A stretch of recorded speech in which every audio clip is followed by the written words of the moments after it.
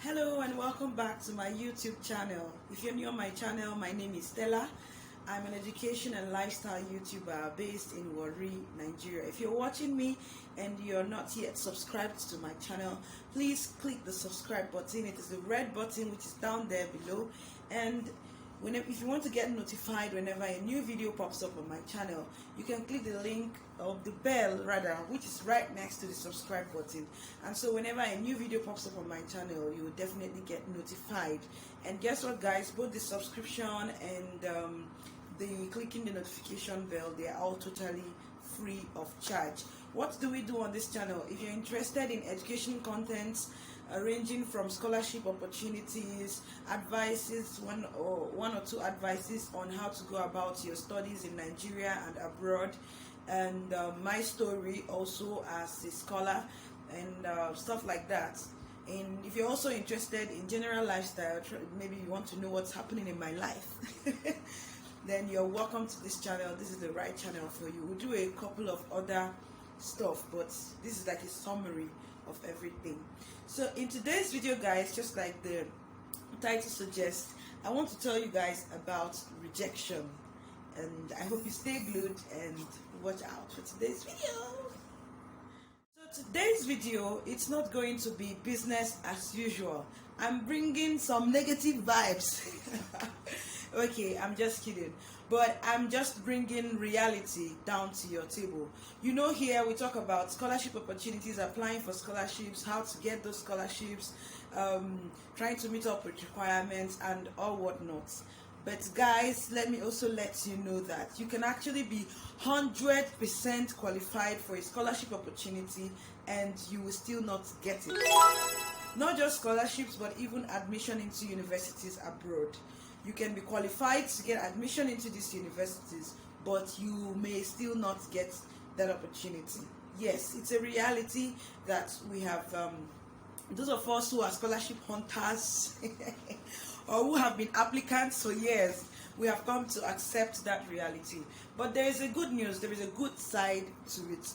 As much as you can be 100% qualified based on your academic qualifications, leadership roles you must have undertaken, volunteer jobs that you may have done, work experience, and all of those things.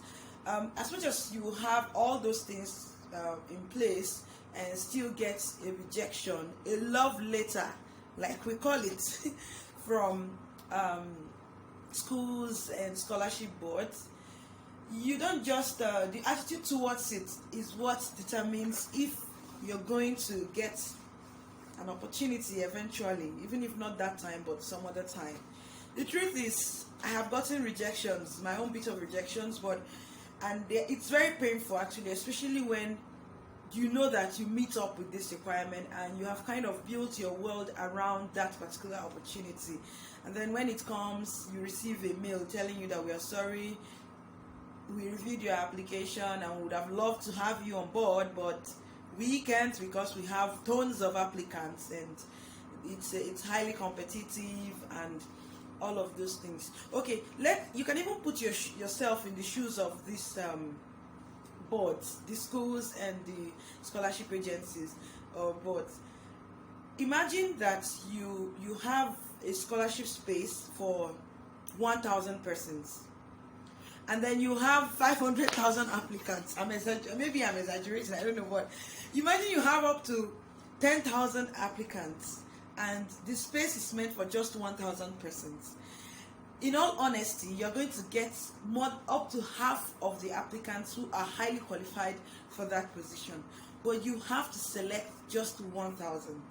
So do you see how competitive some opportunities can be? So that's why when you get rejections, what you do is not to sit down and mourn yourself. What you do is go back to your application, review your application documents again. Now, go back to the requirements for that school or scholarship or whatever. Now, when you go through the requirements, try to see certain areas that are outside of academic qualifications where you can beef up your application. My younger sister is a Chevening scholar and she's an ex-Chevening scholar.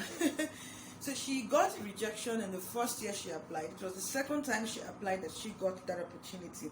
And if I'm not mistaken, from the interactions I've had with her, part of the reasons why she got it the second time was she tried to improve, not on her academic qualification now, but she tried to improve in the volunteer jobs that she did, the like leadership roles that she took, and the impact she was making in the society, in the community, her own local community.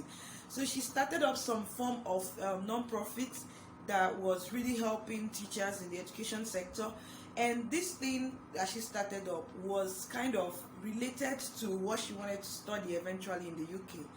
So she always makes me believe that it's part of the projects she did while running that non-profit that helped boost her application, and she eventually got the opportunity. So do you see, you don't just sit down and begin to mourn. Instead, you look at your application documents and try to improve on so many other areas that are not necessarily academic qualification. For us in the sciences, you try to look at research articles. There are some schools that they need you to have written a couple of research articles, have published, not just written, to have published a couple of research articles. Maybe you're applying for graduate studies, masters and PhD. So some schools will tell you that you should have at least 2 publications. But believe you me, you're going to have applicants for that same position who have 10 publications. So at the end of the day, you have the minimum qualification, but someone is there who is more qualified than you are, and so you're definitely going to get a rejection. So this video I'm making, I'm also talking to myself, by the way, because I am going through my own stages of rejections, but I'm believing that the positive mail that I want will come. But for now, this is the phase I am going through, and I'm trying my best to see how I can do better with my applications. So what I'm just trying to say here is, if you get rejections, go over your application documents again and see how you can improve on what you have done before. For some persons, get people to read your personal statements, get persons to review your CV and your documents in general. If you feel you're not sure of the documents you may have submitted, it may not even be the documents you submitted, it may just be that you need to beef up something, just like I've said earlier. So just overall, look at your application documents and see how you can improve on it when applying next time. Someone shared his experience with me applying for, I think, PTDF or Chevening, I can't remember the scholarship. He told me he applied once, he got a rejection, and he got tired of applying. I'm like, no, you don't do that. You don't just get discouraged. As long as you're qualified for an opportunity, even when you get rejections, try again next time. I have a couple of rejections I have gotten from scholarship opportunities. I have ticked them and scheduled them for the next opening. I will still apply again until they get tired of seeing my name and then they give me the opportunity. So that's just how it goes. You don't just relax and say, I applied, I didn't get, so be it. So nobody ever promises you that once you have the best results, you're going to get these opportunities. But your chances of getting them are very high, but there are other factors that you need to consider for your application to be better. So in a nutshell, what this video is just meant to do is to encourage you, if you're going through your phase of rejections now, don't worry, just keep applying, keep hopes alive, and believe that everything good will come. And know that you are not alone. You are not alone. It's part of the process, and at the end of the day, it's part of the stories that you're going to tell when you are eventually successful. I hope this video is helpful. I hope I've made them sense.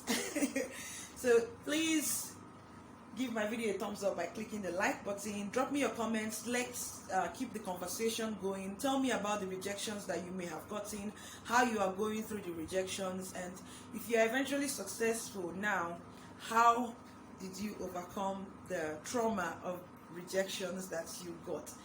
And so let's keep the conversation going. I love reading your comments. You know that, right? I'll see you guys in my next video. Please subscribe to my channel, okay? Bye.